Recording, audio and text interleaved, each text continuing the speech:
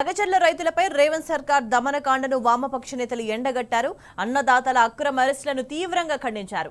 దేశానికి అన్నం పెట్టే రైతులపై ఇంత దౌర్జన్యం చేయడమేంటని మండిపడ్డారు. రేవంత్ సర్కార్ రైతులకు క్షమాపణ చెప్పి ఫార్మా నిర్ణయాన్ని వెనక్కు తీసుకోవాలని డిమాండ్ చేశారు. లగచర్ల రైతుల తరపున పోరాటానికి సిద్ధమని లెఫ్ట్ నేతలు తేల్చి చెప్పారు. ఈ మేరకు లగచర్ల ప్రాంతంలో పర్యటించిన వామపక్ష నేతలు ఘటన గురించి అడిగి తెలుసుకున్నారు. పోలీసుల జులుంను బాధితులు వివరిస్తుంటే లెఫ్ట్ నాయకులు కూడా చలించిపోయారు. మా పార్టీల తరఫున సిపిఎం పార్టీ తరఫున నేను తీవ్రంగా ఖండిస్తున్నాను. ప్రభుత్వం వెంటనే క్షమాపణ చెప్పి ఈ మొత్తం ప్రజలకు న్యాయం జరపాలని కోరుకుంటున్నాం. ప్రజలు కోరుకున్నట్టుగా 2013లో ల్యాండ్ ఎక్విజిషన్ చట్టంలో ఉంది, పార్లమెంట్ ఆమోదించిన చట్టం. ప్రజల ఆమోదం లేకుండా 2 పంటలు పండే భూముల్ని అక్రమంగా లాక్కోవడం అనేది చట్టానికి విరుద్ధం. ఆ చట్ట విరుద్ధమైన చర్యలు ఇక్కడ అమలు జరగడానికి లేదు. ఈ ప్రాంతంలో భూమి 1 ఎకరం కాదు కదా, 1 సెంటు కూడా ప్రభుత్వం తీసుకోవడానికి వీల్లేదు అని చెప్పి మేము మీ తరఫున మాట్లాడుతున్నాం. రైతు కంట కన్నీళ్లు తెప్పించిన వాడెవడు కూడా ప్రభుత్వంలో మిగలలేదు. తర్వాత దెబ్బతిన్నారు. కాబట్టి ఇప్పటికైనా రేవంత్ రెడ్డి ఆలోచించారు. ఆ ఘటన జరిగిన తరువాత కరెంటు తీసేశారు, నెట్ కూడా లేకుండా చేశారు. కొంచెం ఇళ్లలో జ్వరబడి అరెస్టు చేసేటప్పుడు కూడా కొంచెం పోలీసు ప్రవర్తించాల్సిన పద్ధతులలో లేకుండా ప్రవర్తించారు అని పాపం మహిళలు వాపోతున్నారు. నేను అడుగుతా ఉన్నాను, ఈ రాష్ట్రంలో 80 పరిశ్రమలున్నాయి. ఆ పరిశ్రమల కింద అనేక ఎకరాల భూమి ఉంది, ఉపయోగించని భూమి ఉంది.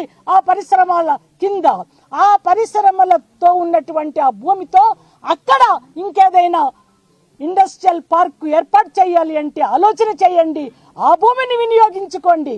కానీ 1 ఎకరం, 2 ఎకరాలు, అర్ధ ఎకరం, పావు ఎకరం ఉన్నటువంటి ఈ రైతుల గోళ్ళోడగొట్టి భూమిని సేకరించడానికి ఆలోచన చేయకండి. ఈ ఫార్మా ఏ ప్రజలకు ఉపయోగపడుతుంది అని నేను అడుగుతా ఉన్నాను. ప్రభుత్వం పేదవాళ్లు, నోరు లేనటువంటి వాళ్ళు, వీళ్ళు ఏం చేస్తారులే అనేటటువంటి ఒక ధీమాతోటి, వీళ్ళకి చదువు రాదు, ఏమి రాదు, వీళ్ళ తరపున ఎవరు ఉంటారనేటటువంటి ఒక ధీమాతోటి 4 ఊళ్ళని వీళ్ళు తొలగించాలనేటటువంటి ప్రభుత్వం కుట్ర చేసిందనేటటువంటి అర్థమవుతోంది.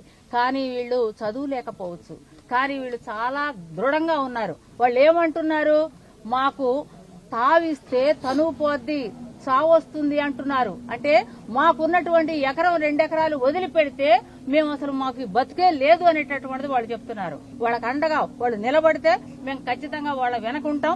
ఇవాళ మేము ఒక్కటే డిమాండ్ చేస్తా ఉన్నాం, ఇప్పటి వరకు మీరు ఎంతమందిని అయితే అక్రమంగా అరెస్ట్ చేశారో వాళ్ళందరినీ బేషరతుగా విడుదల చేయాలనేటటువంటి డిమాండ్ చేస్తా ఉన్నాం.